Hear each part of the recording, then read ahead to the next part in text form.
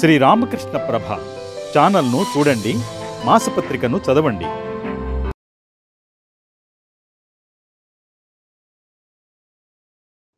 స్థాపకాయ చ ధర్మస్య సర్వధర్మస్వరూపిణే అవతార వరిష్ఠాయ రామకృష్ణాయ తే నమః. వివేకినం మహాప్రజ్ఞం ధైర్యౌదార్యక్షమానిధిం భారత జ్ఞానయోగీశం స్ఫురన్మూర్తిం నమామ్యహం. శివాయ గురవే నమః. శ్రీమాత్రే నమః. శ్రీ విష్ణు రూపాయ నమః శివాయ.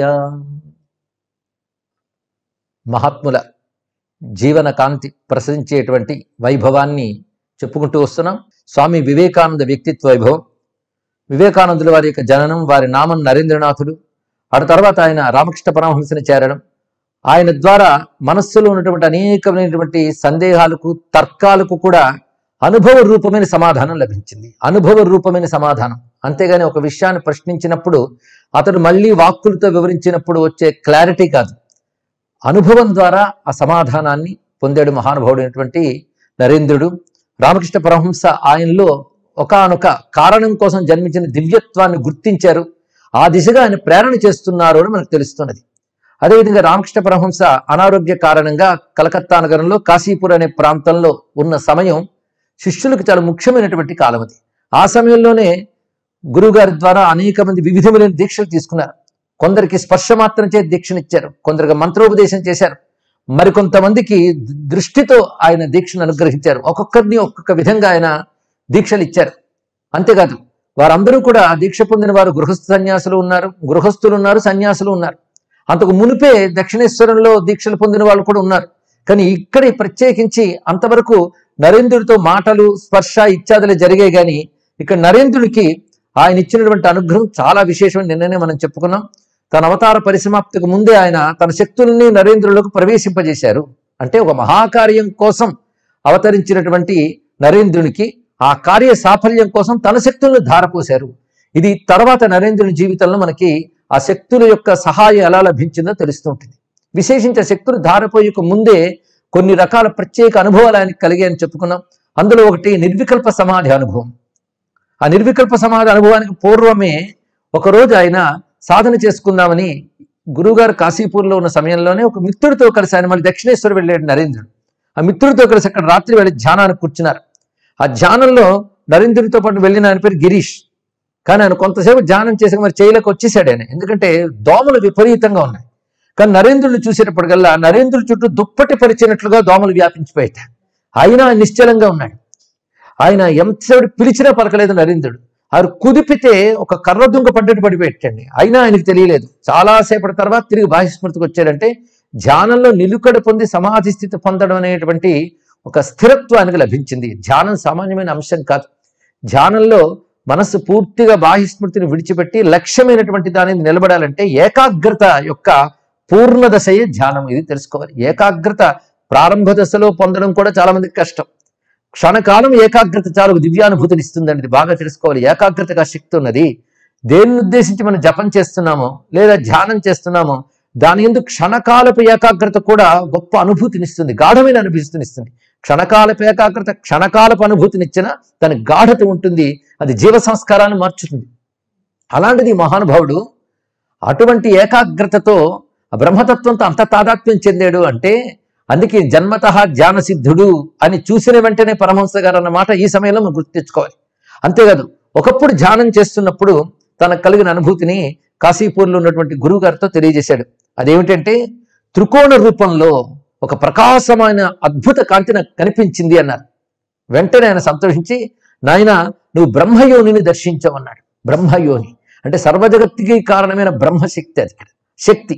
శక్తి ఎప్పుడు త్రికోణ రూపిణి శక్తి అని మనకి నిర్వచనం కనబడుతోంది. శాక్తేయంలో త్రికోణ రూపిణిగా ఉంటుంది శక్తి. ఆ త్రికోణ ధ్యానం ఇది యోగశాస్త్ర పరంగా సహస్రారంలో ఉంటుంది. కొంతమంది ఆయన భూమధ్యంలో కూడా ధ్యానం చేస్తారు. ఆ త్రికోణమే ఏకమైన బ్రహ్మము తనదైనటువంటి సంకల్ప శక్తితో ఇచ్ఛా, జ్ఞాన, క్రియ అనే 3 బిందువులుగా విస్తరించడమే త్రికోణం. అటువంటి త్రికోణం కనబడడం అంటే అది బ్రహ్మయోన్. ఆయన నాకు దక్షిణేశ్వరంలో కాళీమాత మందిరంలో బిల్వవృక్షం కింద సాధనలు చేస్తున్నప్పుడు కూడా నేను కూడా దాన్ని దర్శించాను అని చెప్పారు పరమహంస. ఆయనకు అదంతా దర్శనం అవడం మనం పరమహంస కథ చెప్పుకున్నప్పుడు చెప్పుకున్నాం. దాన్ని గుర్తుంచుకున్న వాళ్ళకి నమస్కారం. అంతేకాదు దాని నుంచి అనేక బ్రహ్మాండాలు ఉత్పన్నమవడం కూడా నాకు ధ్యానంలో కనబడింది అన్నాడు. అంటే ఆ త్రికోణ రూపిణి అయినటువంటి ఆ శక్తి నుంచి అనేక బ్రహ్మాండములు ఉత్పన్నమయ్యాయి. అంటే పరమాత్మ యొక్క ఇచ్ఛా జ్ఞాన క్రియారూపిణ శక్తి నుంచే అనేక కోటి బ్రహ్మాండాలు ఉత్పన్నమయ్యాయి.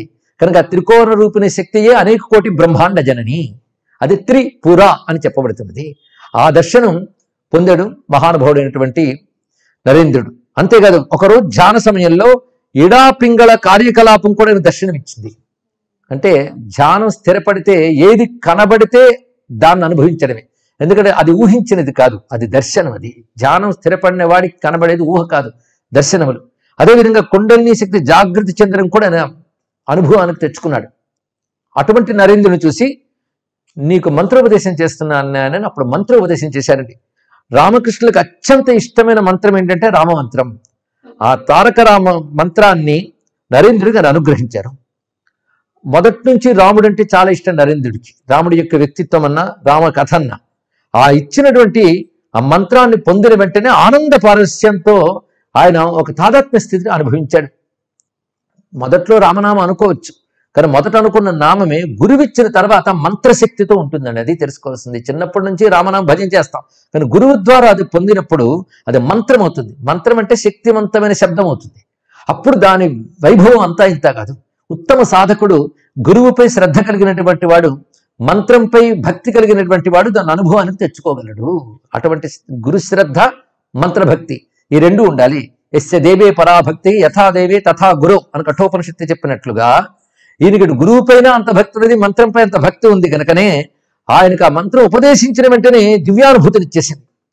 ఆయన ఒక రాత్రంతా ఇంకా బాహ్యస్ఫురకు విడిచిపెట్టి రామనామమే జపిస్తున్నట్ట. ఆ జపిస్తూ నడుస్తూ ఉన్న తిరుగుతున్న ఒక తాదాత్మ్య స్థితిలో పిచ్చి వాళ్ళ ప్రదక్షిణలు చేస్తూ తిరుగుతున్నాడు ఆయన. కొంతమంది ఒంటి మీద తెలివి లేకుండా తనంత తాను ఏదో మైమరిచినట్టు పారవస్య స్థితిలో రామనామం పలుకుతూ తిరుగుతున్నాడండి నరేంద్రుడు అని చెప్పారట పరమహంసకి. వెంటనే ఆయన అలాగే వదిలిపెట్టేయండి, ఆయనంతటా ఆయనే కొంతసేపటి మామూలు స్థితికి వస్తాడు, ఆయన కదిలించకండి అని ఎప్పటికీ మామూలు స్థితికి రాకపోయేటప్పటికల్లా తెలతెలవారిన కొంతమంది ఆయన తీసుకొచ్చి బలవంతంగా తీసుకొచ్చి ఈయన దగ్గర పెట్టారట. కొంతసేపటికి ఆయన చూస్తూ ఆయన వక్షస్థానాన్ని నిమిరారు. అప్పుడు ఆయన మళ్ళీ మామూలు స్థితికి వచ్చాడు. నాయనా, నువ్వు రాత్రంతా మంత్రంతో నిద్రలేక ఏ రీతిలో గడిపేవో నా జీవితంలో 12 ఏళ్ళు అలాంటి సాధనే చేశాను నాయన అని చెప్పారు ఆయన. దీన్ని బట్టి ఆ రామతారక మంత్రాన్ని పొందినటువంటి వాడే గురువు ద్వారా మంత్రోపదేశం అంటే మంత్రదీక్ష, స్పర్శ దీక్ష, దృగ్దీక్ష మొదలైనవన్నీ పొందగలిగాడు ఆయన. పరిపూర్ణమైన గురుకటాక్షం లభించింది వివేకానందకి. అందుకే కేవలం తన దృష్టి మాత్రం చేతనే ఆయన తన శక్తిని ప్రసరించారు అని చెప్పుకున్నాం. ఇది చివరిగా ఆయన ఇచ్చిన దీక్ష. దీనికంటే ముందు ఒక విషయం జరిగింది. ఆయన తన దగ్గర ఉన్న యువ శిష్యులు కొందరికి కాషాయ వస్త్రాలు ఇప్పించి ఈ ధరించి మరి భిక్షకు వెళ్ళండి అన్నాడు. అంటే ఇది ఒక విధమైన సన్యాస దీక్ష. ఆ వాళ్ళు భిక్షకు వెళ్ళినప్పుడు కొన్ని అవమానాలు కూడా ఎదుర్కొన్నారు. ఈ అవమానాలు ఇవన్నీ కూడా ఉత్తమమైనటువంటి సన్యాసి భరిస్తాడండి, అంతేగాని ఆగ్రహించడు. అదొక కఠోరమైన సహనానికి నిదర్శనం. ఆ విధంగా తెచ్చినటువంటి వాళ్ళు భిక్ష చేసినటువంటి తీసుకొచ్చిన పదార్థాలు వండిన తర్వాత ఇది అమృతప్రాయంగా ఉంది అని తిన్నట్టు పరమహంస. అందుకే సన్యాసము, దానిలో భిక్ష, వాటి పవిత్రత వేరు మొత్తానికి. అయితే ఆయన పరిపూర్ణ శక్తులు ధారపోయడానికి 4 రోజుల ముందు ఒక విషయం జరిగింది. ఆయన తేదీలు లెక్క కట్టుకున్నట్టు పరమహంస. అంటే ఫలానా సమయానికి వెళతాను లెక్క కట్టుకుని ఒక కాగితం మీద ఒక బొమ్మ వేశారు. ఆ బొమ్మ గొంతు దగ్గర వాపు ఉన్నటువంటి పురుషాకారం, దాని వెనకాల ఒక నెమలి వెళుతున్నట్టు వేశారు. ఆ గొంతు దగ్గర వాపు ఉన్న పురుషాకారం పరమహంస, వెనకాల నెమల్లా వెళుతున్నవాడు నరేంద్రుడు. అది సంకేతం. దాని పైన రాసింది ఏంటంటే ముందు స్మరణ కింద జై రాధే ప్రేమమయి అని ముందు రాధాస్మరణ చేసుకుని క్రింద రాస్తున్నారు.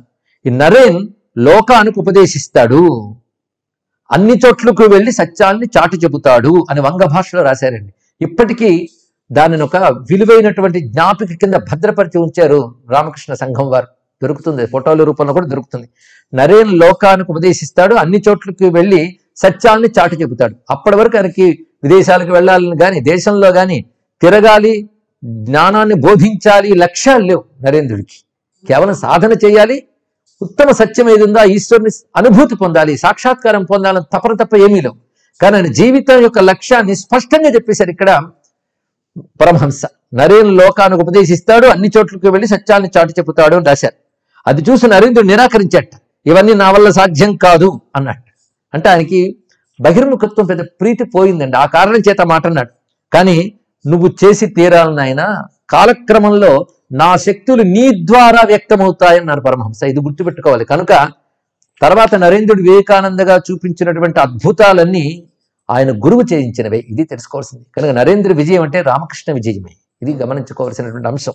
తను తన అవతార కార్య ప్రయోజనాన్ని నరేంద్రుడైనటువంటి ఉత్తమ పురుషుని ద్వారా ఆయన సాధించాడు. అంతేకాదు నరేంద్రుడితో ఒక మాట అంటాడు, నా బిడ్డలందరినీ నీకు అప్పగించిపోతున్నాను, ఎందుకంటే అందరిలో నువ్వు బుద్ధిశాలివి ప్రతిభావంతుడివి కనుక, కాబట్టి ప్రేమతో వారికి నువ్వు నాయకత్వం వహించు, నా కోసం పని చేయని చెప్పారు. ఆ నా కోసం పని చేయని మాట గుర్తుపెట్టుకున్నారండి. ఏది చేసినా గురువు కోసమే, గురు ప్రేరణే అనే భావన ఉంది కనుక ఆయన గురు ప్రేరణ అడుగడుగునే లభిస్తున్నది. అంతేకాదు తన మిగిలినటువంటి ముఖ్యమైన శిష్యులతో కూడా మీరు నరేంద్రుని బాధ్యతలో ఉండండి, ఆయన బాధ్యతలో పెట్టి నేను వెళ్ళిపోతున్నాను, అతను చెప్పినట్లు మెలగండి, ఆయన ఆరోగ్యాన్ని శ్రేష్ఠిని మీరు గమనించుకోండి అని కూడా చెప్పారట. మొత్తానికి సిద్ధ పురుషులు ఇచ్చే సంకేతాలు కొందరు గ్రహించగలరు. సరే, అటు తర్వాత మహానుభావుడు ఏ విధంగా నిర్యాణం చెందాడో చెప్పుకున్నాం. ఆ తర్వాత వరాహపురం అనే ప్రాంతంలో, బారాపురం అంటారు, ఆ ప్రాంతంలో ఒక పాడుపడిన ఇంటిని అద్దెకి తీసుకుని ఎవరైతే ముందు కాషాయ వస్త్రం ధరించారో వాళ్ళు సుమారు 16 మంది, వాళ్ళందరూ అక్కడ ఉండేవారు. వారు ఒకరోజు వివేకానంద మాట మేరకు పద్ధతిగా సన్యసించడానికి ఆ విధానాన్ని అనుసరించి వారి దగ్గర ఉన్న కాళీ అనబడేటువంటి శాస్త్ర విజ్ఞానం తెలిసిన పెద్ద ఆయన చేత విరజాహోమం చేయించి ఆ విరజాహోమంతో వీరందరూ కూడాను సన్యాస దీక్షను తీసుకున్నారండి. ఆ సన్యాస దీక్ష తీసుకున్నప్పుడు ఒక్కొక్కరు ఒక్కొక్క విధంగా నామకరణం తీసుకున్నారు. అందులో శశి అనేవాడికి రామకృష్ణ పరమహంస అంటే చాలా ఇష్టం. ఆయన చిత్రపటాన్ని భక్తిగా పూజించేవాడు, సేవించేవాడు. ఆయనకి రామకృష్ణానంద అనే పేరు ఆయనకి ఇవ్వడం జరిగింది. నిజానికి ఆ పేరు తాను పెట్టుకుందాం అనుకున్నాడు వివేకానంద, కానీ ఆ పేరు ఆ శశి తీసుకున్నాడు. అది సముచితమే అనుకున్నాడు. అప్పుడు నరేంద్రుడికి వచ్చిన దీక్షానామం ఏమిటంటే సన్యాసనామం వివిధిషానంద. వివిధిషానంద, ఇది వివిధిష, విద్వాంసుడు వివిధిష. వివిధిష అంటే తెలుసుకోవాలని తాపత్రయపడేవాడెవడో వాడు వివిధిష అంటారు. వివిధిషానంద, వివిధిష సన్యాసం, విద్వత్ సన్యాసం రెండు ఉంటాయి. కానీ నిజానికి విద్వాంసుడే కానీ వినయంతో పెట్టుకున్న పేరే వివిధిషానంద. ఇది ఆయన పేరు. వివేకానందాన్ని తర్వాత ఎలా వచ్చిందని చూద్దాం. వివిధిషానంద. కనుక ప్రస్తుతం వీరేంద్రుడు నరేంద్రుడై నరేంద్రుడు వివిధిషానందుడయ్యాడు. అలా కొంతమంది యువ సన్యాస శిష్యులు వివిధ నామాలు స్వీకరించారు. వారందరూ కూడా ఒక మిత్రులుగానే ఉండేవారు. వారు ఈ బారామఠంలో ఉంటూ సాధనలు చేసుకునేవారు. దీన్ని దెయ్యాల కొంప అనుకుని చాలా మంది అనేవారు. ఆ క్రింద భాగం అంతా కూడా పాడుపడిపోయిందండి. ఆ పై భాగంలోనే పరమహంస గారి అస్థికలు కలశం పెట్టుకోవడం, అదేవిధంగా వారి చిత్రపటం పెట్టుకోవడం, వీళ్ళు సాధనలు చేసుకోవడం ఇవన్నీ జరిగేది. అదే సమయంలో కొంతమంది వీరి గురించి మంచిగా అనుకునే వాళ్ళు, చెడుగా అనుకునే వాళ్ళు కూడా ఉంటారు. పైగా వీళ్ళందరూ మేధావులు, యువకులు. అటువంటి వారు ఇక్కడ ఉన్నారు. కొంత పేదరికంతో బాధపడుతున్నారు, కానీ వాళ్ళు పేదరికం అనుకోలేదు. ఎందుకంటే వాళ్ళ దృష్టి అంతా సాధన మీద ఉంది. వాళ్ళు భిక్షాటనం చేసుకోవడం, సాధన చేసుకోవడం, ఇది వాళ్ళ యొక్క పని. అయితే ఆ సమయంలో కొందరు క్రైస్తవ మిషనరీలు వీళ్ళ దగ్గరికి వచ్చి వీళ్ళని మతం మారమని కోరుకున్నారు. అంటే మొదటి నుంచి ఇలాంటి గొడవ వాళ్ళకి అలవాటే అనమాట. మతం మారండి అని చెప్తే, పైగా అన్ని మతాల కంటే మా మతమే గొప్పది, మావాడు గొప్పవాడు అంటే వాళ్ళ గ్రంథము, వాళ్ళు దేవుడు అనుకుంటున్న వ్యక్తి యొక్క సందేశాలు చెప్తే స్వామి వివేకానంద వాళ్ళతో, మీకు ఆ పుస్తకం నీకు మిగిలిన విషయాలు తెలియవేమో నేను చెప్తాను అంటే వాళ్ళు మరికొన్ని చెప్పండి. చెప్పి ఇవన్నీ మంచి సిద్ధాంతాలే కావచ్చు, క్రీస్తు కూడా పరమ పూజ్యుడు ఒప్పుకుంటాం, కానీ వేదాంత సిద్ధాంతాల ముందు మిగిలిన ఏ సిద్ధాంతాన్ని దిగదుడిపే సుమా, మా దగ్గర సంపూర్ణమైనటువంటి ధర్మం ఉన్నది, మేము మిమ్మల్ని గౌరవించినంత మాత్రాన మతం మారవలసిన అవసరం లేదని చెప్పారండి. ఇది బాగా తెలుసుకోవాల్సింది. అందరినీ గౌరవిద్దాం, అన్నీ మంచివే, అన్నీ మంచివైనంత మాత్రం మతం మారిపోవాలా? మతం మారడం కంటే హీనమైన పని మరొకటి లేదు అనేది వివేకానందకి దృఢమైనటువంటి అభిప్రాయం. ఆయన మిషనరీలో అదొకటండి. ఆయన పెట్టుకున్న లక్ష్యాల్లో ఒకటి మత మార్పిళ్ళు కూడదు అనేది. ఆయన ఆదేశాలకు వెళ్ళి వాళ్లతోనే చాలా ధాటిగా మాట్లాడాడు. ఆ స్ఫూర్తి, ఆ శక్తి, అటువంటి ధీరత్వం ప్రస్తుతం భారత జాతికి బాగా అవసరమైనటువంటిది. అందుకే వారితో ఎప్పుడైతే మాట్లాడో వాళ్ళు ఇంకా వీరి వద్ద తమ పప్పులు ఉడకవని తెలుసుకుని వేరే ప్రయత్నాలు దిగి వాళ్ళకి ధనాశ చూపించారు, ఇంకా రకరకాల ప్రలోభాలు పెట్టారు. కానీ కామినీ కాంచనాల్ని జయించాలి అనేటువంటి గురువుకి శిష్యులు వాళ్ళు కనుక అదే మార్గంలో ఉండి వాళ్ళు దేనికి ప్రలోభపడలేదు. ఈ విధంగా ఉన్న సమయంలో ఒకసారి వివిధిషానంద గారికి అనిపించింది ఏంటంటే, నిలవ ఉన్న నీరు బస చేసిన సన్యాసి అధోగతి పాలవుతారు అని చెప్పాడు. అంటే ఒక చోట ఉండకూడదు సన్యాసి, ఉంటే ఆ ప్రాంతంతో ఈషణ పెరుగుతుంది, దానితో మమకారం పెరుగుతుంది. అందుకే సన్యాసి అయినప్పుడు పరివ్రాజకుడు కావాలి. పరమహంస పరివ్రాజకాచార్య అంటే కదా, పరివ్రాజకుడు అంటే పరితః వ్రజతీతి పరివ్రాజక, అంతా తిరగాలండి. ఇది చాలా ప్రధానం. అందులో మనం తిరుగుదామని అనుకున్నారు. ఎవరికి వారు వివిధ ప్రాంతాలకు వెళ్ళారు. అందులో ప్రధానంగా 1888 నుంచి బయలుదేరినటువంటి వారు ముందుగా అక్కడ సమీపంలో ఆంటిపూర్ అనే ప్రాంతానికి వెళ్ళారు. ఆ తర్వాత ఇప్పుడు 87 తర్వాత వీళ్ళు బయలుదేరి వివిధమైన ప్రాంతాలకి సంచారానికి వెళ్ళారు. అందులో ఈయన కొద్ది మందితో ప్రేమానంద స్వామి, అలాగే రామకృష్ణ గృహస్థుడు ఫకీర్ బాబు మొదలైన వారితో కలిసి ప్రయాణం ప్రారంభించారు. పైగా ఆయన ప్రయాణంలో ఒక చోటకు వచ్చేటప్పటికల్లా బీహార్ ప్రాంతంలో వైద్యనాథ క్షేత్రానికి వచ్చినప్పటికి కొంచెం ఆరోగ్యం తేడా చేసింది. అక్కడ కాస్త విశ్రాంతి తీసుకున్న తర్వాత మళ్ళీ ప్రయాణం ప్రారంభించారు. ఆ ప్రయాణంలో కాశీ క్షేత్రానికి చేరుకున్నారు నరేంద్రనాథ్. ఆ కాశీ క్షేత్రంలో దాదాపు వారం రోజులు వాళ్ళు ఉన్నారు. అందులో అది గంగా అంటే చాలా ప్రీతి. ఆ గంగా నదిలో స్నానం చేయడం, అక్కడున్న అసంఖ్యాకమైన దేవాలయాలను దర్శించడం, జపధ్యానాల్లో సాధకులుగా సిద్ధులుగా ఉన్నటువంటి అనేక రకాల మహాత్ములను దర్శించడం, ఇదే పనిగా పెట్టుకున్నారు. అక్కడ ఒక ఘట్టం జరిగింది. ఈ ఘట్టం చూడడానికి చిన్నదైనా దీనిలో గొప్ప సందేశాన్ని తర్వాత తానే ఉటంకిస్తూ వివేకానంద చెప్పారు గనక దాన్ని ఒకసారి గుర్తు చేసుకుందాం. కాశీలో ఆయనకి దుర్గా దేవాలయం చాలా ఇష్టం. ఇప్పటికి అక్కడ దుర్గా దేవాలయం ఉంది. ఆ దుర్గా దేవాలయానికి వెళ్ళి అక్కడ సాధన చేసుకుని అమ్మని దర్శించి ఆనందంతో వస్తూ ఉంటే తోవలకు సన్నని వీధులు, అక్కడ కోతులు గుంపు ఆయన ఎదురైంది. వెంటనే ఈయన కాస్త జంకి నడకలో వేగం తగ్గించారు, వెనుకంజ వేయబోయారు. అప్పుడు కోతులు గుంపు ఆయన వైపు దూసుకొచ్చింది. వెంటనే నేను పరిగెత్తాడు వెనక్కి తిరిగి. అవి పరిగెడుతున్న కొద్ది అవి పరిగెడుతుంది. ఒక్కసారి ఆయనకి ఒక మాట లాంటిది వినిపించింది.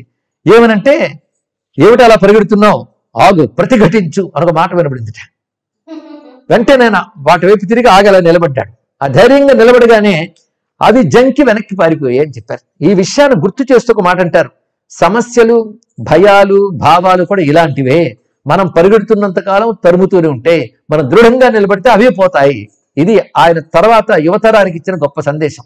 కానీ ఏదైనా సమస్య కలిగినంత మాత్రాన భయం పడి బెంబేలైపోయి సమస్య నుంచి పారిపోయే ప్రయత్నం చేయకూడదండి. పలాయనవాదం కూడదు, ఎదుర్కోగలగాలి. దృఢమైనటువంటి నాకు శక్తి ఉంది అనే భావమే దృఢత్వాన్ని ఇస్తుంది, నాకు శక్తి లేదు అనే భావమే దుర్బలత్వాన్ని ఇస్తుంది. అందుకే ఎప్పుడు కూడా ఆయన ధైర్యమే బలం, భయమే మృత్యువు అని చెప్పేవారు.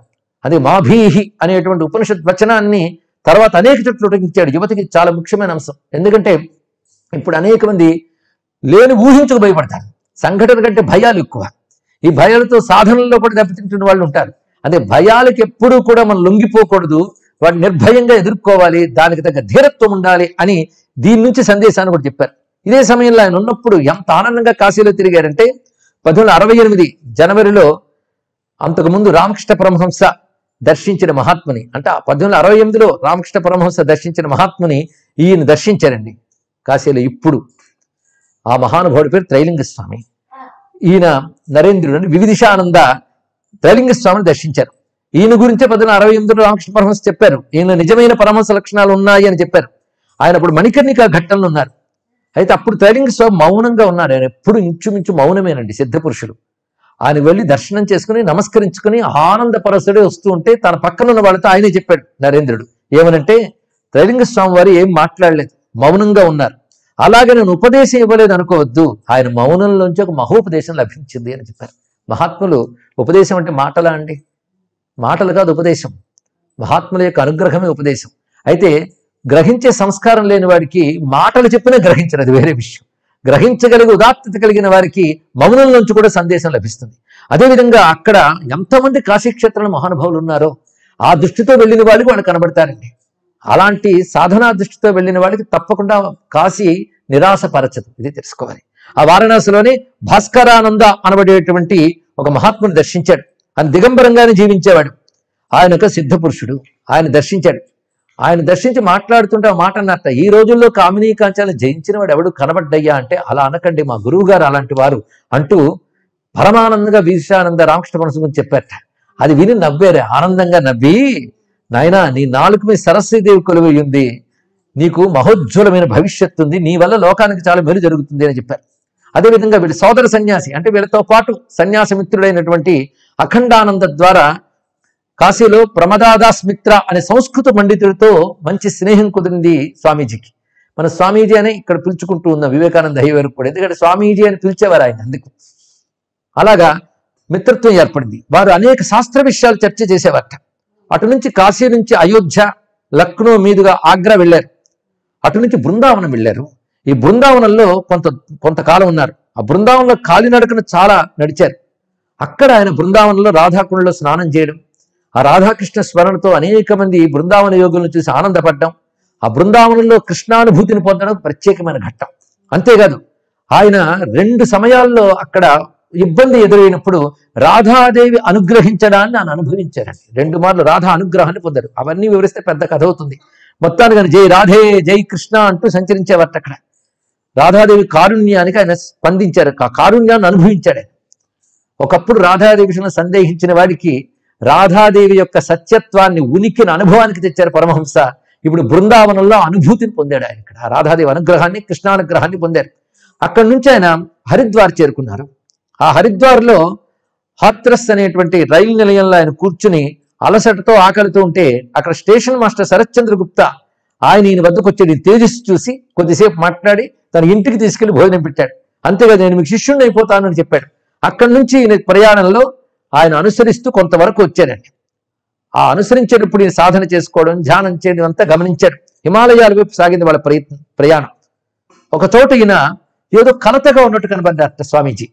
అప్పుడు అడిగారు ఈయన, శరత్ మీరు ఎందుకు ఇలా ఉన్నారు అంటే, నేను చెయ్యాల్సిన ఒక మహాకార్యం ఒకటి ఉందయ్యా, కానీ నాకు తగిన సామర్థ్యం కానీ అర్హత కానీ నాలో లేవు అనుకున్నప్పుడు నా మనసు తల్లడిల్లిపోతుంటుంది.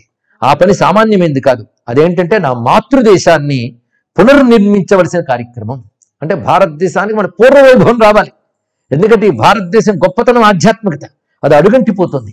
భారతదేశంలో ఆకలి, పస్తులు మొదలైనవి విలయతాండవం చేస్తున్నాయి. భారతదేశం మళ్ళీ మేల్కొనాలి, తన పరమార్థ జ్ఞానంతో లోకాన్ని జయించాలి. ఈ లక్ష్యంతో ఉన్నవాడిని అది సాధించాలనే గురువు గారు నన్ను ప్రేరేపిస్తున్నట్టు అనిపిస్తుంది. కానీ సాధించగలిగే శక్తి ఉందా అని ఒక్కొక్కప్పుడు తల్లడిల్లిపోతూ ఉంటాను అని చెప్పారు. దీన్ని బట్టి ఆయన తపన ఏమిటో తెలియాలి. ఆ సమయంలో ఆయన హిమాలయ ప్రాంతాలలో ప్రయాణం చేయడం, ఆ త్రోవలో కొన్ని చోట్ల ఉన్నటువంటి పెద్దవాళ్ళని దర్శించడం, ఇవన్నీ జరుగుతున్నాయి. అలా ప్రయాణం చేస్తూ ఉండగా బదరీ కేదార్ వెళ్ళాలనుకున్నారు కానీ తనతో వస్తున్న శరత్కి ఆరోగ్యంలో తేడా చేయడంతో వెనక్కి వచ్చారు. ఆ వెనక్కి రావడంలో మళ్ళీ కలకత్తాకు చేరుకుని అక్కడి నుంచి శారదామాతతో కలిసి రామకృష్ణ పరమహంస పుట్టినటువంటి కామార్పుకూర్ ప్రాంతానికి కూడా చేరుకున్నారు.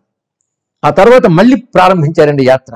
ఆ ప్రారంభించినప్పుడు కాశీలో ప్రమదాదాస్ పండితుడు రమ్మని ఉత్తరాలు రాయడంతో ఆయన దర్శనం చేసుకుని అక్కడి నుంచి ఘాజీపూర్ అనే ప్రాంతానికి చేరుకున్నారు. ఈ ఘాజీపూర్ విశేషమైనది.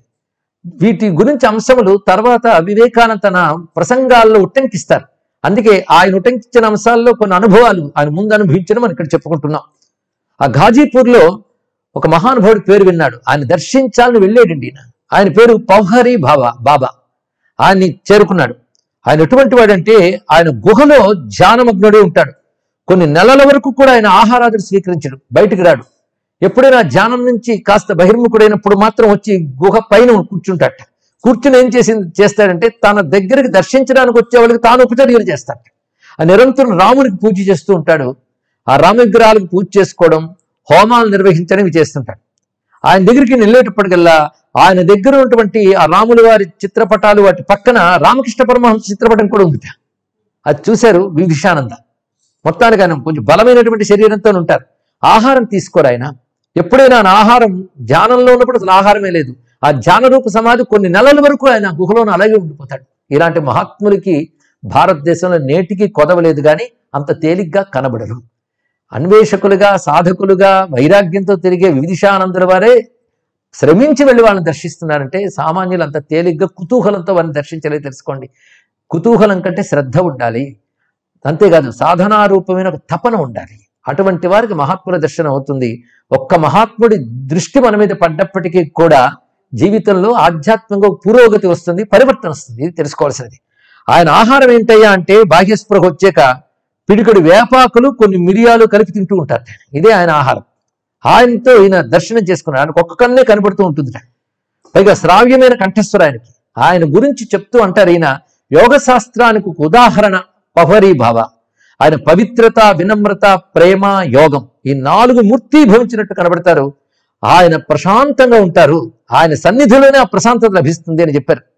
ఆయన దగ్గర కొంతకాలం నుండి, ఎందుకంటే మహాత్ములు ఎప్పుడూ నేర్చుకోవాలనుకుంటుంటారు. నాకు అన్నీ వచ్చు అనుకున్నాడంటే వాడు సాధన ఆగిపోయిందని అర్థం, వాడు అపరిపూర్ణుడైపోతాడు. అందుకే రామకృష్ణ పరమహంస కూడా ఎప్పుడు నేర్చుకుంటున్నానంటూ ఉండేవారు. వారి శిష్యుడైన నరేంద్రుడు కూడా ప్రతి మహాత్ముడి దగ్గర నేర్చుకోవాలి. అంతేకాదు ఇక్కడ ఈయనతో ఈయన మాట్లాడిన సంభాషణలు కొన్ని కర్మయోగంపై స్వామీజీ ఇచ్చిన ఉపన్యాసాల తర్వాత ఉటంకిచ్చారు వివేకానందగా అయినప్పుడు. అందుకే ఇంత ప్రభావం చూపించారు పహరీబాబా వివేకానంద జీవితంలో. ఎప్పుడు పహరీబాబా తన బాహ్యస్పృహ వచ్చినప్పుడు హోమం, పూజ చేసేవారు. ఈయన అడిగారు, ఇలాంటి కర్మలు ఎవరో సాధకులు ప్రారంభ దశలో చేస్తారు కదా, మీరు అంత ధ్యాన సమాధిలో ఉన్నటువంటి వారు కూడా ఎలా చేస్తున్నారు, మళ్ళీ ఈ కర్మలన్నీ ఎందుకు అనుష్ఠిస్తున్నారు అని అడిగారు. అంటే చాలా మందికి ఇలాంటి అభిప్రాయాలు ఉంటాయండి. 4 వేదాంత వాక్యాలు చదవగానే యజ్ఞాలు, యాగాలు, కర్మలు ఎందుకు అని అంటూ ఉంటారే, వాళ్ళకి బుద్ధి చెప్పాలి. కృష్ణ పరమాత్మ బుద్ధి చెప్పడం భగవద్గీతలో, కానీ అదే పట్టుకుని సరిగ్గా అర్థం చేసుకోనటువంటి కర్మభ్రష్టులు అలా మాట్లాడుతుంటారు. తెలుసుకోండి, ఇక్కడ కర్మభ్రష్టత్వం సన్యాసం కాదు, ఇది తెలుసుకోవాలి. అందుకే జోషయేత్ సర్వకర్మాణి అనే మాట గీతలో స్వామి చెప్పింది కూడా అర్థం చేసుకోవాలి. అప్పుడు పహరీబాబా ఒక మాట అన్నారు, కర్మలంటే వ్యక్తి తన నిమిత్తమే చేస్తున్నాడని ఎందుకు భావిస్తావు? సాధన ప్రారంభ దశలో తన కోసం చేసుకోవచ్చు, పాప నివారణ కోసం, చిత్తశుద్ధి కోసం హోమాలు, కర్మలు చేస్తారు. కానీ సిద్ధుడైన తర్వాత కూడా కొందరు కర్మలు చేస్తారు, ఎందుకంటే లోకక్షేమం కోసం. ఇది గొప్ప విషయం ఇక్కడ. అలాంటి మహాత్ములు చేసేటువంటి క్రతువులు, హోమాలు లోకక్షేమం కోసం అని.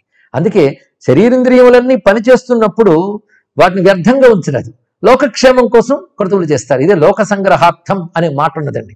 అందుకు నేను చేస్తున్నాను. అందుకే సిద్ధపురుషుడు పనులు చెయ్యవచ్చు, చేయకపోనవచ్చు. పనులు చెయ్యకూడదు అని మాత్రం అనుకోకూడదు. అనుకున్నాడు అంటే మళ్ళీ వాడి సంకల్ప వికల్పాది వికారాలు ఉన్నట్లే. అందుకే పనులు విడిచిపెట్టానక్కర్లేదు. అదేవిధంగా పనులు పనికట్టుకుని లంపటంలాగా చేయక్కర్లేదయ్యా. ఇవి చేసేదంతా ఇతరుల కోసం, పైగా చేసే సత్కర్మ. అందుకు శరీరం అంటూ పనిచేస్తున్నప్పుడు సత్కర్మ చేయాలి, అది లోకక్షేమం కోసం చేయాలి. అప్పుడు ఈయనకు అర్థమైంది కర్మయోగం అంటే ఏమిటో. కనుక తానికి అభిలాష లేనప్పటికీ కూడా కేవల అర్పణ బుద్ధితో లోకక్షేమం కోసం సత్కర్మను ఆచరిస్తే అది కూడా యోగమై ముక్తికి హేతువవుతుంది. ఇది కర్మయోగం అండి. అంతేకాదు, ఈ స్థితిలో కర్మయోగంలో ఎలా పనిచేయడం అంటే లక్ష్యాన్ని, సాధనని ఏకం చెయ్యి. ఇది పహరీబాబా చెప్పిన అద్భుతమైన ఒక సూత్రప్రాయమైన బోధ అండి. లక్ష్యాన్ని, సాధనని ఏకం చెయ్యి అంటే సాధన వల్ల ఏదో అనుకోకుండా చేస్తున్న పని మీదే లక్ష్యం పెట్టుకుని చెయ్యి. అది లక్ష్యాన్ని సాధన చేయండి. ఏ పని చేస్తున్నామో ఆ పని తప్ప మరే ఆలోచన లేకుండా పని చేసినప్పుడు ఆ పని యోగం అవుతుంది. అది నీ పని చెయ్యాలా అని విసుక్కుంటూ చేస్తే అది ఎక్కడ యోగం అవుతుంది?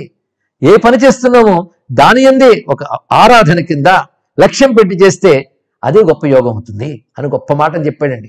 కానీ జీవితంలో ఎదగాలనుకున్న వాళ్ళు ఒక పని చేసినప్పుడు దాని యందు తేలికపాటి దృష్టి కాకుండా అది సత్కర్మ అయి దాని యందే దృష్టిని పెట్టి ఒక ఆరాధనలా చేస్తే తప్పకుండా అది యోగం అవుతుంది. యజ్జత్ కర్మ కరోమి తత్తదఖిలం శంభో తవారాధనం అనే మాట ఇక్కడ తెలుసుకోవాల్సింది. ఈ ఘాజీపూర్లో ఉన్నప్పుడే కొన్ని విశేషాలు జరిగాయి. ఈయన యొక్క మాటలు ఇవి చూస్తుంటే ఒక దీపం వెలిగించాక కాంతి ఎలా ప్రశిస్తుందో మహాత్ముల నుంచి అతని ప్రయత్నం లేకుండానే అతడి గొప్పతనం బయటపడుతూ ఉంటుందండి. అలాగా చాలా మంది ఈ మేధావి మాటలు వినాలని వచ్చేవారు స్వామీజీ దగ్గరికి. ఆ వచ్చిన వాళ్ళల్లో పాశ్చాత్య వ్యామోహం చూశారు. ఎందుకంటే విదేశస్తులు పాలిస్తున్న రోజులు, అప్పటికే వ్యామోహం బాగా పెరిగింది. ఇప్పుడు అసలు స్వదేశీ గుర్తే లేదండి, అది వేరే విషయం. వాళ్ళ పాశ్చాత్య వ్యామోహంతో వాళ్ళ నడక, దుస్తులు, ప్రవర్తన అంత పాశ్చాత్యం అనుకరిస్తుందట. అలాగా వాళ్ళు వచ్చేవారు. పైగా ఈ ప్రమోదాస్ వాళ్ళని తీసుకొచ్చేవాడు, ఇది మిమ్మల్ని దర్శించడానికి వచ్చారండి. చూసి ఏంటయ్యో వీళ్ళు ఇలా ఉన్నారు ఇక్కడ అని ఆయన మందలించారండి వివేకానంద. విదేశీయులు ఇక్కడికి ఎలాంటి నాగరికతను తీసుకొచ్చారు, పైగా ఎటువంటి ఐహిక వ్యామోహం కల్పించారు. భారతీయులు దుర్బల హృదయులైపోయి వాటిని అనుకరిస్తున్నారు. అంటే విదేశీయులను అనుకరించడం అనేది దుర్బల హృదయం వల్ల ఏర్పడుతుంది అని చెప్పాడు. అంటే తాము దేనికి పనికిరామున వారము అనేటువంటి ఒకానొక న్యూనతాభావం ఏర్పడి ఆ విదేశీయులపై ఆరాధనాభావం కలిగి వాళ్ళను అనుకరించడం ఎక్కువైపోతుంది. ఈ దుర్బల హృదయులైన వారిని విశ్వనాథుడే రక్షించగాక అన్నట్టు వివితిషానంద. అంతే కదా, ఆ సమయంలో అక్కడికి వచ్చినటువంటి పాశ్చాత్య వ్యామోహంతో అనుకరిస్తూ ఇప్పుడు ఈయన పట్ల ఆకర్షితులు వచ్చినటువంటి యువకులందరికీ ఆయన గొప్ప మాట చెప్పాడు. అది నేటి యువతకు కూడా గొప్ప మాట, చాలా విశేషమైన మాట చెప్పాడు. కానీ కొద్ది ముఖ్యమైనవి చెప్పుకుందాం. నాయనా మనదైన సంస్కృతి ఉన్నదంతా బలవంతంగా తీసిపారేయడం కానీ అదేవిధంగా తోలనాడడం కానీ ఇది గొప్పది కాదు. పైగా సంస్కరణ రూపంతో మీరు ఏం చేస్తున్నారంటే ఈ సంస్కృతిని అర్థం చేసుకోకుండానే ఆ పాశ్చాత్య భావాలు ఇందులో చొప్పించడమే సంస్కారం అనుకుంటున్నారు. సంస్కరణ అనే పేరుతో చాలా మంది ఇలాంటి తప్పు చేస్తున్నారని చెప్పాడు ఇక్కడ. సంస్కరణ అనేది ఆ మధ్యకాలంలో ఎక్కువైందండి. సంస్కరణ అంటే పాశ్చాత్య భావజాలం చేత ఆకర్షితులై అవేవో గొప్పవనుకుని మన సంస్కృతి అవహేళన దృష్టితో వాటిని ఇందులో కలుపుదాం అనేటువంటి భావాల్ని సంస్కరణ అనేవారు. ఈయన తిట్టాడు దాన్ని. సంస్కరణ ఎవరికి అధికారం ఉంటుంది? ఎవడు సాక్షాత్కారం అనే అనుభవం పొందుతాడో వాడికే సంస్కరించే అధికారం ఉంటుంది తప్ప పైపైన ఆలోచనలతో మన సంస్కృతి లోతును అర్థం చేసుకోలేక ఇంకొక దానిపై వ్యామోహంతో దీన్ని మార్చాలని ప్రయత్నించే సంస్కరణ కాదు. ముందు మీరు ప్రేమ సహనం నేర్చుకోండి, విద్యను నేర్చుకోండి. విద్య అంటే మనదైనటువంటి గొప్పతనం గురించి తెలుసుకోవడం. పై హిందూ మతం నీతి విరుద్ధమైనది కాదు సుమా. దానిలో లోతుగా మునగండి, దాని మహత్యాన్ని మీరు అనుభవించండి. కళ్ళు మూసుకుని పాశ్చాత్య సంస్కృతికి వాళ్ళ వ్యవహారాలకి అట్టహాసాలకు మెరుగులకి బానిసలేపుతున్నారు. ఈ భావం విడిచిపెట్టండి. మీ మాతృదేశం గురించి అధ్యయనం చేయండి. ఈ జాతి దీని యొక్క జీవధాతువు, ఈ జీవనాధార ప్రాతిపదిక, వీటి ఉద్దేశాలు ఏంటో తెలుసుకోండి అని గట్టిగా చెప్పాడండి. ఈ మాటలు ప్రతి మాట మంత్రం వంటిదే. ఇప్పటి యువత బాగా తెలుసుకోవాల్సిన మాట ఇది. ఎందుకంటే మనదైన దాని మీద ఇసుమంత కూడా గౌరవం లేక ఎవరైనా పెద్దవాళ్ళు ప్రస్తావన చేస్తే చాలు వెర్రిగా వెకిలిగా నవ్వుతున్నటువంటి యువత చాలా మంది ఉన్నారు. పైగా మొన్నటి తరం కూడా కొన్ని అనుకరణలు ఆచారాలు పాటించినప్పటికీ కూడా వాళ్ళ అంతరంగంలో మాత్రం ఈ సంస్కృతిపై గౌరవం లేదు. ఎక్కడో పాశ్చాత్య సంస్కృతి, వాళ్ళ సుఖజీవనము ఇదే మా పిల్లలకు వస్తే చాలు అంటూ ఈ సంస్కృతి వాసన లేకుండా పిల్లల్ని పెంచారండి. అలాంటి వాళ్ళు వాటిని పాటించడం లేదు సరికదా, తర్వాత తరాల వల్ల అలాగే తయారు చేస్తున్నారు. కానీ ఆనాడు స్వామి వివేకానంద ఇచ్చిన హెచ్చరిక ఆ తర్వాత వాళ్ళు కొనసాగించలేకపోయారు చాలా మంది. అందుకే ఇప్పుడు దుస్థితిని చూస్తున్నాం. అందుకే ఆనాటి వివేకానంద యొక్క గంభీరమైన స్వరం నేడు భారతీయుల గుండెల్లో ప్రతిధ్వనించాలి. ఆ వాక్యాలన్నీ అందుకుని తర్వాత తరానికి అందించాలి. అందుకే ఈ ప్రవచన రూపంలో వాటిని స్మరించుకోవడం. అంతేకాదు భారతదేశ ఆదర్శాలు, వీటి యొక్క సన్నివేశాలు మహత్తరమైనవి తెలుసుకోండి. అవి మహత్తరం కావనే భావంలో మీరందరూ ఉండిపోతున్నారు. ఆలోచించి తెలుసుకోండి. దేశం పేదరికంలో ఉంది ప్రస్తుతం. ఎందువల్ల? పరాయి వాళ్ళ దాడి వల్ల, దోపిడీ వల్ల ఇలా తయారయ్యాం. ఒకప్పుడు గొప్ప సంపన్న దేశమే. కానీ అసలు పేదరికం ఏంటో తెలుసా? బాగా తెలుసుకోండి. ఇక్కడ మన నాగరికత, మన ఆధ్యాత్మికత, మన పరంపర, వాటి గొప్పతనాన్ని మనం తెలుసుకోలేకపోవడమే పేదరికం. ఇది తెలుసుకోండి. మనల్ని మనం అవగతం చేసుకున్నప్పుడు, మనల్ని మనం గ్రహించినప్పుడు మన సమస్యలన్నీ తీరిపోతాయి. ఇది ఆయన చెప్పిన గొప్ప సందేశం. మనదైనటువంటి స్వాభావికమైన పరంపర గొప్పతనాన్ని మనం గుర్తించి గర్వభావం అనుభవించి దాన్ని నిలుపుకోవాలని ప్రయత్నం చేసినప్పుడు భౌతిక సమస్యలు కానీ నైతిక సమస్యలు కానీ అన్నీ పరిష్కరింపబడతాయి. అది తెలుసుకోవాలి. ఆ ఘాజీపూర్లో ఉన్నప్పుడు ఈయన ఇలాంటి మాటలతో ప్రేరణ కలిగించేవారు. అప్పుడు కొంతమంది పాశ్చాత్యులు భారతదేశం అంతే వాళ్ళ పాలన ఉంది కనుక కొందరు పాశ్చాత్యులు ఉండేవారు. అందులో పెన్నింగ్టన్ అనేటువంటి ఆంగ్లేయ దంపతులు, అలాగే వాళ్ళు రౌస్ పెన్నింగ్టన్ అనే దంపతులు, వారు మరి కొంతమంది రివెడ్ కార్నక్ ఇలాంటి వాళ్ళు వచ్చేవారు. వచ్చి వీరు చెప్పే మాటలు వినేవారు. ఎందుకంటే వాళ్ళందరూ భారతదేశం పట్ల ఏర్పరచుకున్న అభిప్రాయం ఎవరి వల్ల ఏర్పరచుకున్నారంటే, ఒకటి క్రైస్తవ మిషనరీస్. వాళ్ళు భారతదేశంలో కనిపించే ప్రతి దానిని నెగిటివ్ దృష్టితో చూడడం, అవమానించడం, అవహేళన చేయడం. అది ఎందుకంటే వాళ్ళ మతంలో గొప్పతనం చెప్పుకుంటే సరిపోతుంది. కానీ ఇంకొక మతాన్ని నిందించి మీరు పనికిరాని వారు అని చెప్పుకోవడం వాళ్ళ స్వభావాల్లో ఒకటి అయిపోయిందండి. ఇక్కడ ఆ వాళ్ళు చెప్పినటువంటి మాటలు, వాళ్ళు చెప్పిన చరిత్ర, అదేవిధంగా మన సంస్కృతిలో ఉంటూనే ఈ సంస్కృతిపై గౌరవం లేనటువంటి కొంతమంది చెప్పినటువంటి కల్పనలు, ఇవే వాళ్ళు చదివేయడంతో మన సంస్కృతిపై వాళ్ళకి అవగాహన లేదు. కానీ మన సంస్కృతిలో ఉన్న అద్భుతాన్ని, అందులో ఉన్న ఔచిత్యాలని, ఔన్నత్యాలని వివిధిషానందు చెప్తూ ఉంటే ఈ పాశ్చాత్యులు ఆశ్చర్యశక్తులైపోయారు. వాళ్ళకి సత్యం తెలిసి వచ్చింది. అప్పుడు పెన్నింగ్టన్ దంపతులకు మాట అంటారు, మీలాంటి వాళ్ళు ఇక్కడ మాత్రమే కాదండి, మా ఇంగ్లాండ్కి రావాలి, అక్కడ మీ భావాలు ప్రచారం కావాలి అన్నారు. ఇది మొట్టమొదటిగా పాశ్చాత్య దేశాలకి ఈయన రావాలి అనేటువంటి ఒకనొక ఆహ్వానం. కానీ ఈయన దాని మీద దృష్టి పెట్టలేదు. ఈ దృష్టంతా కఠోరమైన తపస్సు, సాధన, ఈ రెండే ఆయన ముందున్నాయి. ఇంకా ఏదో తపస్సు చేయాలి, అంతర్ముఖం అయిపోవాలి, ఆ పూర్ణ బ్రహ్మానుభూతులు స్థిరపడిపోవాలి, ఆ ఏకాంతాలకు వెళ్ళాలి. ఎప్పుడు ఆ ఏకాంతం కోసం కోరుకునేవారు. ఏమైనప్పటికీ ఘాజీపూర్లో ఇటువంటి మంచి పరిణామాలు జరిగాయి. ఆ తర్వాత ఆయన మళ్ళీ కొన్ని మఠ విషయాలు కొన్ని చక్కదిద్ది ఆ తర్వాత ప్రయాణం చేయాలని కోరికపడ్డారు. అది ఏమిటంటే హిమాలయాలంటే ఆయనకి మొదటి నుంచి చాలా ప్రీతి. ఇదివరకు బయలుదేరినప్పుడు కొంత దూరం మాత్రమే వెళ్ళి వచ్చేశారు. ఇప్పుడు అక్కడికి వెళ్ళాలని కోరిక. ఎందుకంటే రామకృష్ణ పరమహంస ఒక మాట అనేవారట, దేవతల పర్వతాలైన హిమాలయాలను ప్రతి ఒక్కరూ ఒక్కసారైనా దర్శించాలి. ఈ మాట చెప్పేవారండి. ఇది బాగా గొప్ప విషయం. ఎందుకంటే అక్కడున్న మహాత్ములు మనం చూడలేకపోయినా వాళ్ళ శక్తి తరంగాలు ప్రసరిస్తే అలాంటి చోట్లకు వెళితే. అందుకే సాధనా స్థలాలు, సిద్ధపురుషులు మసలే చోట్లు వెళ్ళాలి. ఆ వెళ్ళేటప్పుడు మాత్రం గుర్తుపెట్టుకోవాలి, ఐహిక సౌకర్యాలు, విందులు, వినోదాలు దృష్టిలో పెట్టుకోకూడదు. సాధకుడు ఎప్పుడు వాటిని దృష్టిలో పెట్టుకుంటే సాధన కొనసాగదండి. కఠోరాన్ని ఎదుర్కోవడానికి సిద్ధపడి సాధకుడు ఎక్కడికైనా బయలుదేరాలి. ఒక మాట అనేవారు ఆయన పరమహంస, గిరిరా శృంగే మహాదేవ్ సంగే అనేవారు. అంటే అర్థం ఏంటంటే హిమాలయాల్లో జీవించడం అంటే మహాదేవుడైన పరమశివుని సన్నిధిలో జీవించడమే అని చెప్పేవారు. ఇక్కడ అంత దివ్యంగా చెప్పేవారు. అందుకే ఈయనకి సాధారణంగా ఆధ్యాత్మికత, అంతర్ముఖత కలిగిన వాళ్ళకి హిమాలయాలు ఆకర్షిస్తాయండి. ఎంతమంది హిమాలయ యోగులు ప్రపంచాన్ని ఉద్ధరించారు, అది పెద్ద చరిత్ర. అంతేకాదు ఈయనకి ఎప్పుడు హిమాలయాల్లో గంగా తీరంలో ధ్యానం చేయాలని, ఒక్క పరుగుని హిమాలయాలకు వెళ్ళిపోవాలని అనిపించేదట. అందుకే ఆయన శారదామాత ఆశీస్సులు తీసుకుని హిమాలయాలతో బాగా పరిచయం ఉన్న అఖండానందని వెంట పెట్టుకు బయలుదేరారు. ఆ వెళ్ళేటప్పుడు ఆయన ప్రయాణం క్రమంగా ఒక్కొక్క చోటు దాటుకుంటూ పైగా నడిచి వెళ్ళాలనుకున్నట్ట. గంగా తీరం వెంబడి నడుస్తూ వెళ్ళారండి. బహుకాలం నడిచి వెళ్ళారు. పరివ్రాజక ధర్మాన్ని అనుసరించి నడిచి వెళ్ళారు. వివిధమైన చోట్లు చూశారు. అవన్నీ వేరే విషయం. వైద్యనాథ్ ఇత్యాది చోట్లు.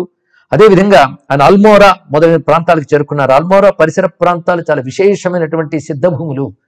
జాగేశ్వర్, భాగేశ్వర్, వైద్యేశ్వర్, ముక్తేశ్వర్ అని దివ్యమైన ధామాలు ఉన్నాయి అక్కడ.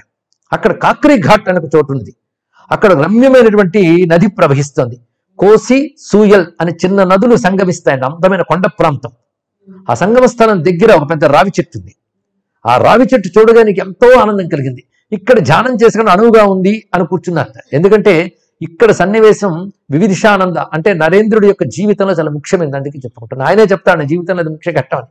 ఎందుకంటే ఆయన అక్కడ కూర్చుని ధ్యానంలోకి వెళ్ళేటప్పటికల్లా ఒక్కసారి ఒక దివ్యానుభూతిని పొందారు ఆయన. ఇక్కడ ఆ పొందిన అనుభూతే తర్వాత తన జీవితంలో తాను ఆడిన మాటల్లో, తన ప్రణాళికల్లో కూడా ప్రసరించింది అని చెప్తాడు. నా జీవితంలో ఒక మహోన్నతమైన క్షణం అది అని తర్వాత గుర్తు చేసుకుని ఈ ఘట్టం గురించి ఆయన చెప్పారు. ఎందుకంటే నాకు అనేకమైన చిక్కుముళ్ళు, నా కర్తవ్యం ఏమిటి, నేను చేయగలనా లేనా, అనేక రకాలైనటువంటి చిక్కుముళ్ళల్లో అక్కడే ఒక సమాధానం లభించింది. అందులో నేను ప్రపంచంలో ఉన్న సమస్తము మానవుడి శరీరంలో ఉంది అని ఒక అనుభూతిని పొందాను. ఇప్పుడు శాస్త్రాల్లో వర్ణించింది చాలా మంది అవునవును అంటూ ఉంటారు, కానీ అనుభూతి రావాలండి. కొన్ని సత్యాలు వర్ణించినప్పుడు, చదివినప్పుడు బాగుంది, ఈ బాగుంది అనేది అప్పుడే మన మనస్థితి బట్టి కన్విన్స్ అయ్యాం. కానీ మన మనస్సు ఇంకా సాధనలో పక్వత చెందితే ఆ బాగుంది అనేది అనుభవానికి రావాలండి ఇక్కడ. అందుకే ప్రస్తుతం మనకున్న లాజికల్ టెంపర్మెంట్ని కన్విన్స్ చేసేటువంటి మాట గొప్ప మాట కాదు. మన సాధన పెరుగుతుంటే ఇదివరకు మన తర్కము ఎంత పిచ్చిగా చేసేమో అర్థమవుతుంది. అందుకే సాధన చేస్తూ ఉంటే వచ్చే సమాధానం వేరండి, ఊరికిన ప్రశ్నలు వేస్తూ వస్తే జవాబులు వేరండి. రెంటికి చాలా తేడా ఉన్నది. సమాధానం అంటేనే మనస్సు ఒకానొక స్థిరత్వాన్ని సంపాదించడం. అది సాధన వల్ల వస్తుంది, ప్రశ్నల వల్ల రాదు. ఈ మహానుభావుడికి లభించింది. ప్రపంచంలో ఉన్న సమస్తము మన శరీరంలో ఉంది. అంతేకాదు యావత్ ప్రపంచాన్ని ఒక అణువులో చూశానన్నాడు. యోగ వాసిష్ఠం చూస్తే తెలుస్తుంది మనకి. ఒక అనేక వస్తువులు ఒక చోట కనబడాలంటే దానికి దగ్గర స్పేస్ పెద్దగా ఉండాలనుకుంటాం.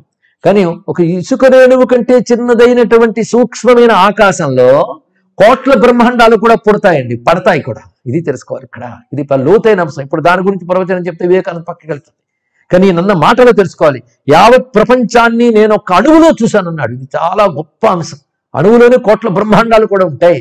ఇది భారతీయ యోగ దర్శనంలో మాత్రమే తెలియబడే ఒకానొక విశ్వ సృష్టి రహస్యం ఇక్కడ. ఇది యోగ వాసిష్టంలో అద్భుతంగా వర్ణించబడుతుంటుంది. అంతేకాదు ఆ సమయంలో తనకు కలిగినటువంటి విశ్వం యొక్క విశేషాన్ని చెప్తున్నాడు. ఎలాగైతే మన ఇంత దేహంలో చైతన్యమిస్తూ ఒక ఆత్మ ఉంటుందో, అదేవిధంగా విశ్వం అనే దేహంలో చైతన్యమిస్తూ ఒక ఆత్మ ఉన్నది, అదే పరమాత్మ. అయితే పరమాత్మ తెలియబడట్లేదు, ఈ ప్రకృతి ఆయన కప్పుతుంది. ఆ ప్రకృతి ఎవరో కాదు, ఆయన యొక్క శక్తి. ఆయన శక్తి వల్ల కప్పబడుతూ ఆయన తెలియబడకుండా ఉన్నాడు. కనుక నా ప్రకృతిని ప్రార్థిస్తే తనకు కూడా మూలమైన పరమాత్మను చూపిస్తుందన్నారు. అదే కాళీమాత శివుని ఆవరించి ఉండడంలో అంతర్యం ఇది అని చక్కటి బోధ చెప్పాడు. ఇది సాకార నిరాకారాలనే రెండింటి సంయోగాన్ని మనం చూస్తున్నాం అన్నాడు. అంటే సాకార రూపమైన జగత్తులోనే నిరాకారమైన బ్రహ్మం ఉన్నాడు. కానీ మనం చూస్తున్న జగత్తు సాకార నిరాకార సంయోగం. ఈ మాట ఉపనిషత్తులు వేదాంతాలు చదివివాడు చెప్పవచ్చు, కానీ అనుభవంతో చెప్పాలండి ఇక్కడ. అది అనుభవంతో చెప్పిన మాటలు కొంతమంది చదివి చెప్పాడు అనుకోకూడదు, అది కూడా తెలుసుకోవాల్సింది. ఈయన ఆ కాక్రీ ఘాట్ వద్ద ధ్యాన సమాధుల స్థితిని పొందాడు. ఇది తాను చక్కగా తర్వాత మాటల్లో కూడా చెప్పగలిగాడు. అందుకే అద్వైతాన్ని కానీ పరిపూర్ణమైన సిద్ధాంతాన్ని కానీ సనాతన ధర్మాన్ని అర్థం చేసుకోవాలంటే సాధన వల్ల వికసించిన బుద్ధికి భగవంతుడు స్ఫురింపజేసే జ్ఞానం వల్లనే సాధ్యమవుతుందండి. ఇది తెలుసుకోవాల్సిన అంశం. అదేవిధంగా ఆయన ఇంకా పైకి ప్రయాణం చేస్తూ ఒక చోట కాసరాదేవి మందిరం, ఒక మందిరం ఉంది. దాని సమీపంలో దట్టమైన అరణ్యం ఉన్నది. అక్కడ ఆయన ఒక గుహలోకి వెళ్ళి తపస్సు చేశాడు చాలా కాలం. ఆ తపస్సుగా ఆయన కూర్చుని కొద్దిసేపు చేయగానే వెంటనే, నాయనా నీ కోసం ఒక మహత్కార్యం వేచి ఉంది, ఈ కార్యం పూర్తి చేసే వరకు నువ్వు ఇటువంటి ఏకాంతస్థితికి రాకూడదు అని ఎవరు బయటకు తోసినట్టు అనిపించిందండి. బయటకు వచ్చేసాడు ఆయన. అంటే ఆయన ఏకాంతంలో అలా ఉండిపోవాలని ఆయన కోరిక, కానీ అలా ఉండనివ్వకుండా ఎవరో పంపిస్తున్నట్ట. ఎందుకంటే ఈయన చెయ్యవలసింది చాలా ఉంది ఇక్కడ. ఈయన పొందవలసింది గురువు గారి నిర్వికల్ప సమాధిని ఇచ్చినప్పుడు పొందిపోయాడు ఆయన. ఆ తర్వాత జీవన్ముక్తుడిగా సంచరించవచ్చు, కానీ తాళం వేస్తే అని చెవి నా దగ్గర ఉంది అన్నారు ఇక్కడ. మొత్తం నీ పని అయిన తర్వాత చెవిస్తాను అంటే అర్థం ఏంటంటే మళ్ళీ ఆ నిర్వికార స్థితితో నువ్వు కైవల్యం పొందడానికి లోపల నువ్వు చేయవలసింది చాలా ఉంది అని చెప్పారు. మొత్తానికి అక్కడ నుంచి అల్మోరా నుంచి ఆయన కర్ణప్రయాగ, రుద్రప్రయాగ వీటి మీదుగా శారదానంద, అఖండానంద, కృపానంద మొదలైన వారితో కలిసి ప్రయాణం చేశాడు ఆయన. అలకనంద నదీ తీరంలో వారు ఒక కుటీరంలో దాదాపు 1.5 నెలల కాలం ఉన్నారండి. ఆ సమయంలో భిక్షాటన చేస్తూ జీవించేవారు. మిగిలిన సమయం అంతా కూడా శాస్త్రాధ్యయనం, ధ్యానం, తత్వ విచారణ వీటితోనే కాలం గడిపారు. ఇది ఎందుకు చెప్పుకోవడం అంటే, ఈ మహానుభావుడు బయలుదేరిపోయి అమెరికా వెళ్ళాడు, ప్రవచనం ఇచ్చాడు, అక్కడ వాళ్ళందరినీ ఆకర్షితులను చేశాడు అని మాత్రమే పైపైన తెలిసిన వాళ్ళకి తెలుసుకోవాల్సిందంటే దానికి వెనక ఎంత నేపథ్యం ఉందో తెలుసుకోవాలి. ఇక్కడ గురు శిక్షణతో పాటు ఆయన పరివ్రాజక ధర్మాన్ని అనుసరించి దేశమంతా తిరుగుతున్నారండి ఆయన. ఆ తిరిగేటప్పుడు ఒకవైపు సాధన, మరోవైపు దేశాన్ని గమనించడం. అందుకే దేశాటనం అనేది ఒకానొక బోధన, ఒక అధ్యయనం. అది అందుకే గ్రంథాలు అధ్యయనం చేయడం అంత అవసరమో దేశాటనం కూడా ఒక అధ్యయనంగా చేయాలి. అది నేనున్న చోట కూర్చుంటాను అంటే ప్రపంచం తెలియదు, ప్రపంచం తెలియకపోతే పరమాత్మ అంతకంటే తెలియదు. అందుకే పరివ్రాజక ధర్మం చాలా విశేషమైనటువంటిది. వాళ్ళు సర్వదేశాలని పరిశీలిస్తుంటే వారికి వివేక వైరాగ్యాలు వృద్ధి చెందుతాయి. అంతేకాదు తమ వంటి సాధకులు, తమ కంటే గొప్ప సాధకులు కనబడతారు, సిద్ధపురుషులు కనబడతారు. దాని ద్వారా వాళ్ళకి వచ్చే స్ఫూర్తి కూడా చాలా విశేషంగా ఉంటుంది. అందుకే ఇది గొప్ప అంశం అండి ఇక్కడ పరివ్రాజక ధర్మంలో. అందుకే మహానుభావుడు ఎన్ని తిరిగాడో మనం కొన్ని మాత్రమే చెప్పుకుంటూ ఉన్నాం. అంతేకాదు డెహ్రాడూన్ చేరుకున్నారు. ఆ తర్వాత డెహ్రాడూన్ చేరేటప్పటికల్లా అఖండానంద కొంచెం అనారోగ్యం కలిగితే అలహాబాద్కి ఆయనకి కృపానంద్ తోడిచ్చి పంపించి ఆ తర్వాత శారదానంద గారితో కలిసి హృషికేశ్ పైన ప్రయాణం చేశారు. ఈ శారదానంద గారు కూడా పరమహంస శిష్యుల్లో ఒకరు. ఈయన రామకృష్ణ పరమహంస జీవితాన్ని అద్భుతమైన చరిత్రగా రచించిన వారండి. హిమాలయ పర్వతాలు అనేక మంది మహాత్ములు దర్శించాడు. వాళ్ళ గురించి చెప్తూ అనుకుంటారు, దేహస్పృహ అనేది కూడా లేకుండా సుఖదుఖాలకి చెదిరిపోకుండా జీవిస్తున్న ఎందరో మహాత్ములు అక్కడ చూశాను. అందులో ఒకడు పిచ్చివాళ్ళు ఉంటాట, ఒంటి మీద గుడ్డ పిరిగలకు కూడా తిరుగుతుంటాడు. పిల్లలు రాళ్ళు వేసి కొడుతున్నట్ట, ఆయన్ని ఒంటి రక్తం వస్తుంది, ఆయన నవ్వుతూ చూస్తున్నాడు పిల్లల్ని ఆడుకుంటున్నట్టే.